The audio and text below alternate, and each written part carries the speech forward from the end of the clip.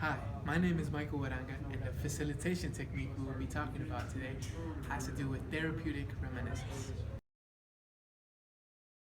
In most cases, reminiscence has been a technique that is usually reserved for the elderly or individuals who are in a transitional period or life crisis. However, it can be used for populations as a cognitive recall technique exercise, as well as other populations. Although there is no single unanimous definition for the concept of reminiscence, the Facilitations textbook describes it as the process of recollecting past memories or the bridge between one's present and one's past. The person who inspired the use of therapeutic reminiscence is attributed to Dr. Robert N. Butler, an American psychiatrist and gerontologist who wrote the first scholarly article on Life Review in 1963. Butler argued that reminiscence and life review is a later life task that helps people come to terms with death. Prior to Butler's analysis, it was assumed that thinking and talking about the past was an indication of negative attitudes towards aging. After Butler, reminiscing was known as something that indicates successful aging. In order to better understand reminiscence, we must first discuss important terminology relating to memory and recollection. Memory can be split into sensory, short-term, and long-term. Recollection is a deliberate concentrated effort to remember. However, simply remembering a past event is not reminiscing. Reminiscence is more elaborate than recollection and is marked by a shift in interpretation of an event. Reminiscence serves three broad functions. Social functions, which occur when people share memories in conversations with others. Instrumental functions, which is displayed when people use their memories to cope with current problems. And integrative form of reminiscence, which occurs when people reflect on the past in a way that helps them to continue or adjust their identity. Therapeutic reminiscence is a purposeful process of helping participants retrieve memories of past events.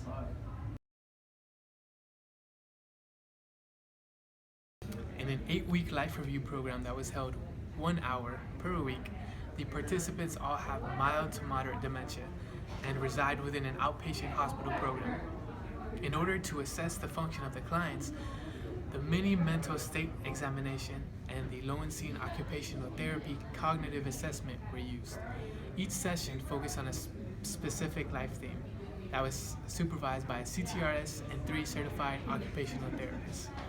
The activities were selected based on previous activities that evoked memories relating to the chosen life themes. Results showed that the interviews were effective and may be used as a way to improve mental abilities of individuals who have dementia. In a study that involved using a 10-session cinema-based group reminiscence program, it used a pre- and post-test design comparing results to a control group to examine effects on depressive symptoms and ego integrity experienced by 23 older adults residing in a nursing home located in Korea. The program used movies that participants enjoy watching to increase therapeutic motivation. Participants were encouraged to explore emotions they felt while watching the movies that are associated with their current problems. Compared to the control group participants and the treatment group, they demonstrated increased self-integrity and a decrease in depressive symptoms. The researcher conducted that using cinema as part of a reminiscent treatment, it can be effective in addressing ego integrity and depressive symptoms in residents of nursing homes. One study conducted by Melendez and colleagues used a quasi-experimental design that included pre- and post-evaluations to investigate effects of an 8-session reminiscence. Each session will be 6 minutes each on theirs, and it will be about their psychological well-being, life satisfaction, self-esteem, integrity, and depressive symptoms. Sessions begin with an introduction to the task, implementation of reminiscence activities, and a review of the session. When compared to a control group, participants in the treatment group demonstrated a significantly higher reduction in depressive symptoms and improvements in measure of psychological well-being, self-esteem, integrity, and life satisfaction. The activity we'll be discussing today is called Balloon Pop Reminiscence.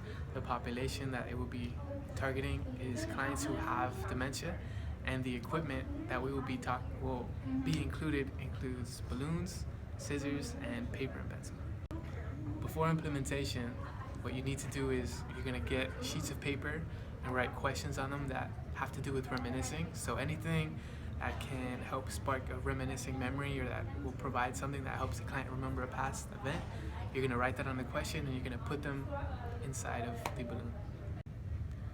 The more participants, the better it will be for the activity because you will be able to have a full circle, which would give a better sense of inclusion for the activity. Okay, so within each balloon, there's going to be questions that will be reminiscent of a memory that the client used to have in their past. So some can be like, tell us about the first time you drove a car, your childhood friends or something like that. So for now, I'm going to start off the activity and I'm going to open the first one.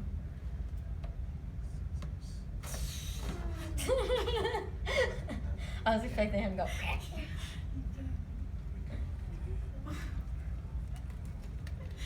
Yeah, get a slave out of it.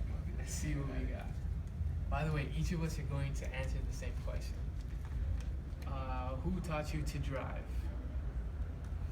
So this is a two-part question. Technically, my mother taught me to drive, but she was very mean, so I ended up asking one of my cousins to teach me to drive. And thankfully, there's been no accidents, so it's been a pretty good experience. So it was a success. It's a success. I'm still alive, so I consider that A success. Alrighty. My friend taught me how to drive. I want to say automatic, my friend, and stick shift, my Uber driver. Who taught me how to drive? My dad taught me how to drive, and in the beginning they didn't really want to teach me because they thought that I wasn't going to be a responsible driver, but he taught me, and now I know how to drive. All right. Who taught me how to drive? My dad taught me how to drive, and I still remember. I remember we drove down 216. I think it was like a country road, and I would tend to swerve to the right a lot when I was first learning how to drive. But I think he taught me pretty well.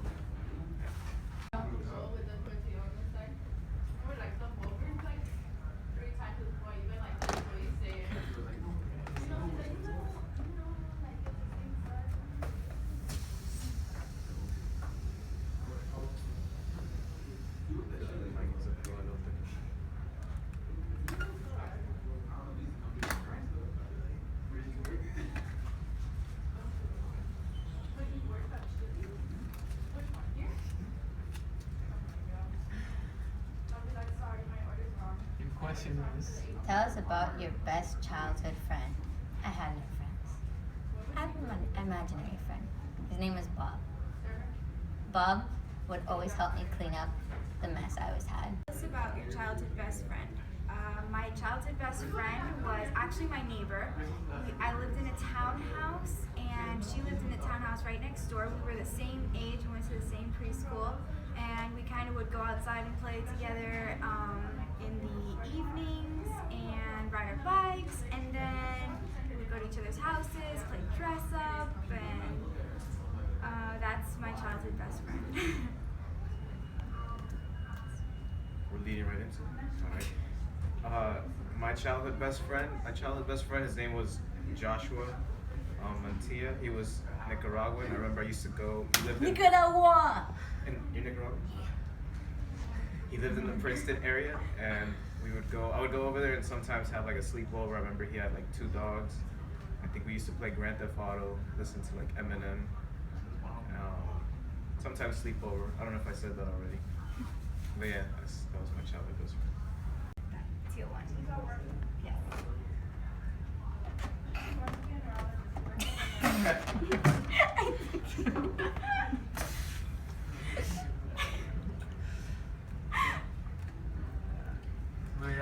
The facilitator will use the scissors to open the balloon, so nobody gets hurt or for liability.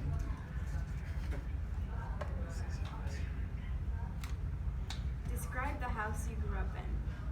The house that I grew up in was actually actually not a house, it was a townhouse. And we lived there till I was about 7. And then we moved into another house, and we were so excited, my brother and I, to move into a house with each of our own rooms.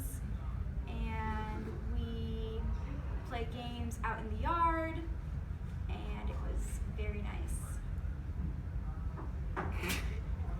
Should I start?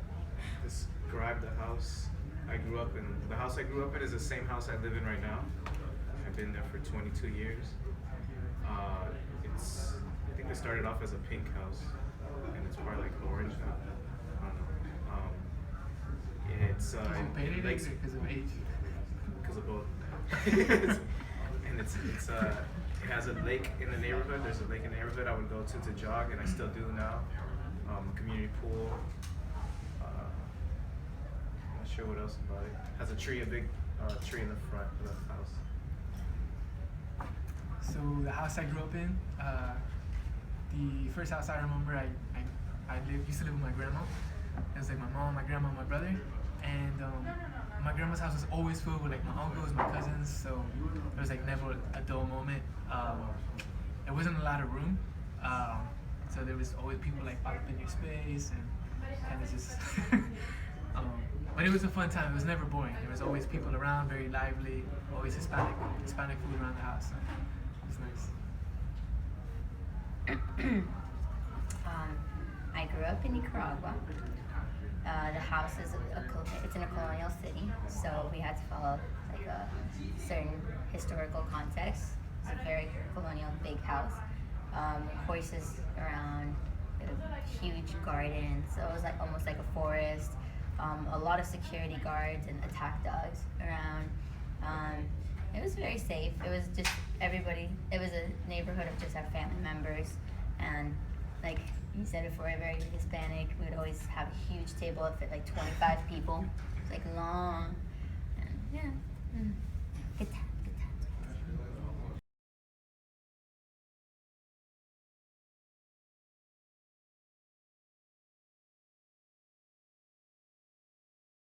Dementia is identified by memory loss that limits functioning, challenges to cognition that result in impaired judgment, the ability to reason, and to effectively interact with others. Signs of progression with people who have dementia includes increasing memory loss. In reference to possible adaptations for clients who have dementia, they can include allowing the client to bring a photograph, memento, or other objects to serve as a cueing prop. In order to help spark the reminiscing process.